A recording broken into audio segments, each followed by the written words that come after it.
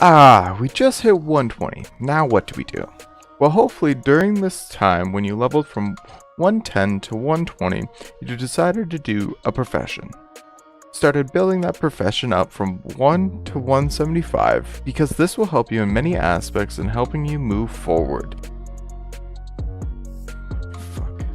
How high was I when I wrote this?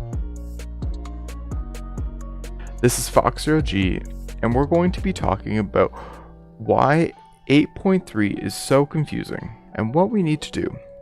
Hit the like button if you find this information helpful. There will be more videos like this in the future. Just click on the subscribe button down below and there will be weekly videos every Wednesday at 8 p.m. Eastern. With professions, they can offer you some great gear ranging from 440 to 470, but you're required to do some quests and some grinding to unlock this. First, you'll get a quest to gather Void Focus Splinters, 10 of them to be exact. Then we'll need to go back to the Chamber of Heart to turn in the quest to be able to craft the 440 gear. Then after, you'll get another quest to unlock the 455 eye level gear. You'll need to collect 20 Empowering Void Focus, where you can get them from RBG, rated battlegrounds or random battlegrounds, PvP arenas, rating, and a couple of other things. Once you've collected those 20, you have to go back to the Chamber of Heart to turn in the quest. After that, you'll receive another quest to be able to craft the 470 gear, Dreadful Focus, which you'll need 200 Shreds of Insanity, which you'll get from arenas and heroic raids, which will give you 10 per boss. This is the same for all professions. You'll be kind of gear locked or gated to craft your gear behind this quest, as well as getting expulsions, which there's a guide on how to get those quickly if you Google it. But you're required to get so many, and the drop rate for the expulsions is not the best. Luckily, when you hit 120, they offer you a heart catch-up mechanic, which is very crucial. You'll be able to have all the traits in your Azeroth gear unlocked and no longer hidden or locked anymore. You'll be also required to do a quest for your cape because in 8.3 your damage is based on your corruption.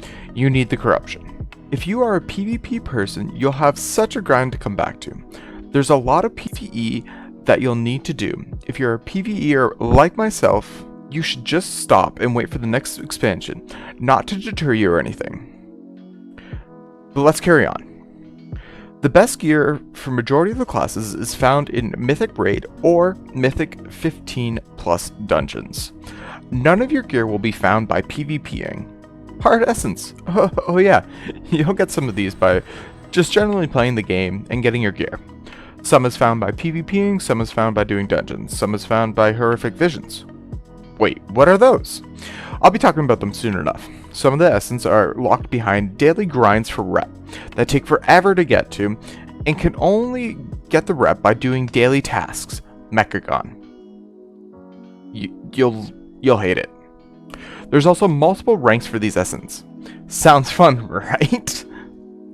You'll need to farm some coalescing visions to be able to do heroic visions. You'll need to do daily missions to get coalescing visions with Nithal Assaults, which are weekly events in Vale of Eternal Blossoms and Aldum. You'll need to use this currency to get a vessel to complete the quest to level up your cloak. Once reaching rank 15 on your cloak, you can now progress to get more corruption resistant. You ask what corruption is and what corruption resistance is?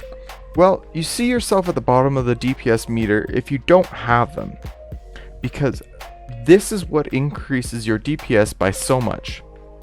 Corruption is the new War/Titan Forge in 8.3, and we'll be getting to this shortly. Once your cloak is rank 15, you can only upgrade your cloak once a week with a vision, or by doing a heroic Nihilitha, unless you are behind. That's where they implemented a catch-up mechanic allowing us to get 2 ranks a week, progressively getting us behind even further, or grinding us a lot, unless you want to spend your Echoes of Nihilitha currency, which is a huge deal when you're trying to buy your corruption. Corruption is just a random upgrade that you can get on your items. Yes, more RNG. A chance to get something that will most likely not do what you want and does not help you. You will always get corruption on your gear with your weekly chests by doing your 15 or plus 15 mythic dungeon and your PvP conquest for the week. As of right now, you can buy corruption pieces to put on your gear, but it's on a semi-weekly rotation. It rotates every 4-ish days or 3.5 days. So if it refreshes, you have to wait a month to get the item that you wanted.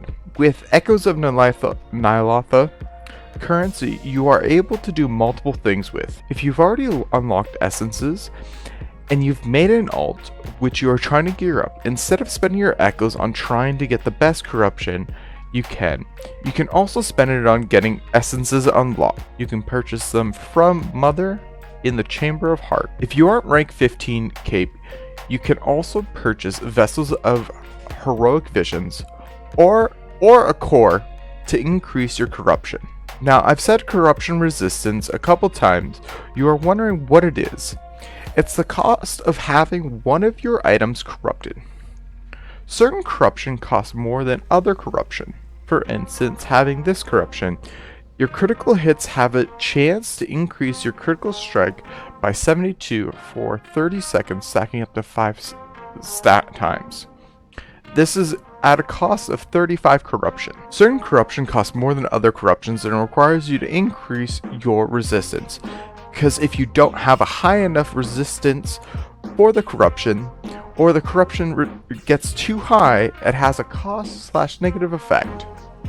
As of right now, I have a corruption base of 60 with a corruption resistance of 63.